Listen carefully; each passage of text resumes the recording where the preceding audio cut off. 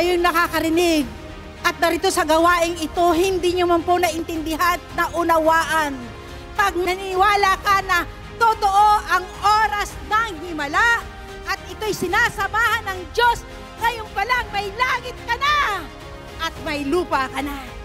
At ang mga dakilang himalang kanina pa nag-aantay sa inyo, na hindi pa nakita ng mga mata, narinig ng mga tenga, at naunawaan ang kaisipan ng sino man, ay isa sa inyong lahat. Alam kong tagumpay ako ngayon dahil nandito ako.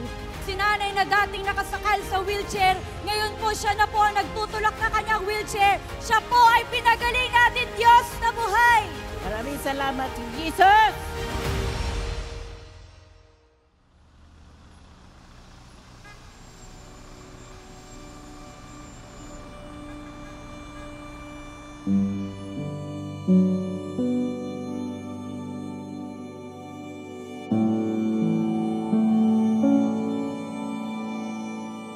Years na po ako, dinadamdam ko yung sakit ko ng diabetes. Diyan nakatusok po ang aking catheter. Nandito naman po ang bag. Kuhanan po ng ihi. Ay ngayon, gusto ko naman sana pong malis na po ito.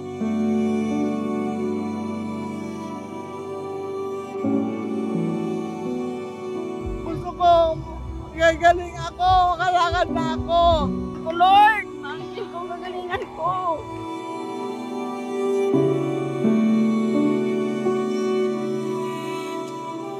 Mabuti ang Diyos, tapat po siya sa kanyang mga pangako.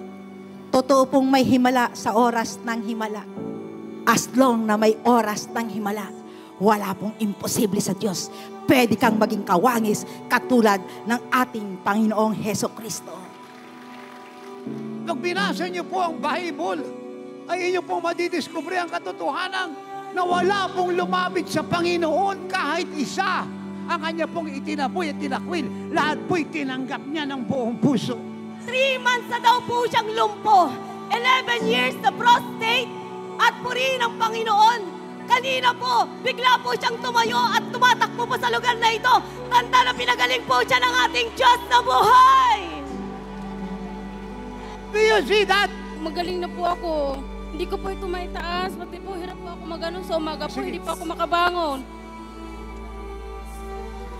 Dati po, hindi po siya nakakalakad ng malayo, hindi po siya nakakaakyat ng mataas, hindi po siya nakakabend. Purihin po ang Diyos na buhay sa araw pong ito, lahat ng yan ay nagagawa na po niya. Kanina po, hindi ko po nakikita yung mga tao dyan. Ngayon po, kitang-kita ko na po sila.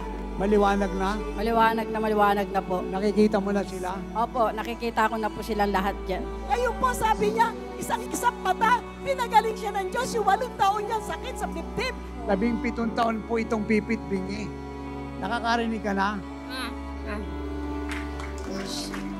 Hirap na hirap po ako lumakad pag walang tungkod. Ay ako po ay biglang nakatayo at lumakad na po ako pa rito. Wala, naiwan ko yung tungkod ko.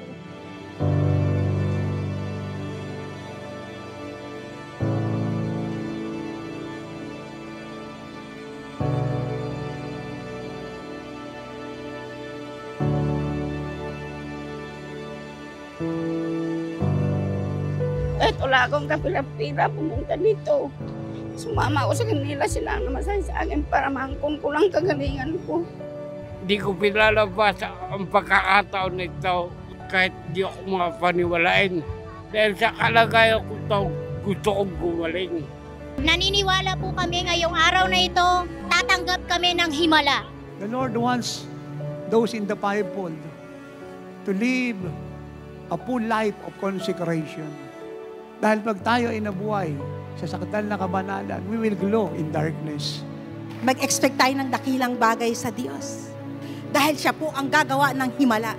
Hindi po ang lingkod ng Diyos. Hindi po ako. Hindi po sino mang tao. Kundi ang Diyos lamang ang tanging gumagawa ng himala. Kung paano niya ginawa ang mundong ito, ang langit at lupa, ganyan ang gagawin ng Diyos sa inyo ngayon. Pag tinanggap niyo si Jesus sa inyong buhay, kayo po ay tatanggap ng himala. Inag-gather ko na ang church. I am coming. I will restore the church. Republic of the Philippines, you are moving forward. Forward, forward, forward, forward, forward. Lahat po ng mga anak mo nagpunta rito ay umasa ng ani ng kanilang mga himala. Not only in the Philippines but around the world. I ask Father God, pour out your unlimited favor tonight. Ikaw ay ginawa niyang Pilipinas na magpapala sa buong mundo. Itinakda ka ng Diyos na managana. Itinakda ka ng Diyos na umunlad. Kaya mula ngayon, ikaw ay bagong Pilipinas. No devil and demon in hell can stop your salvation and prosperity, Philippines.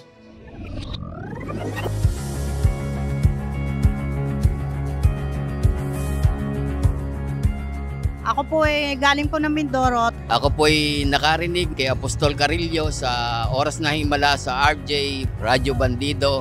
Nalaman ko itong anniversary nito, True TV Channel 5.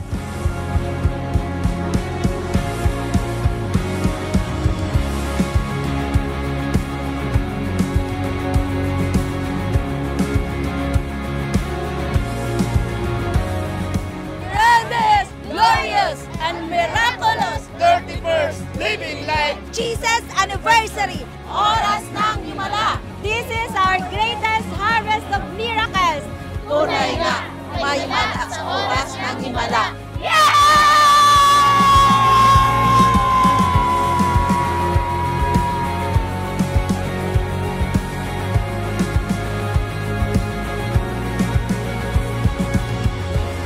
Pilipinas! Talo na naman si Satanas sa Oras ng Himala!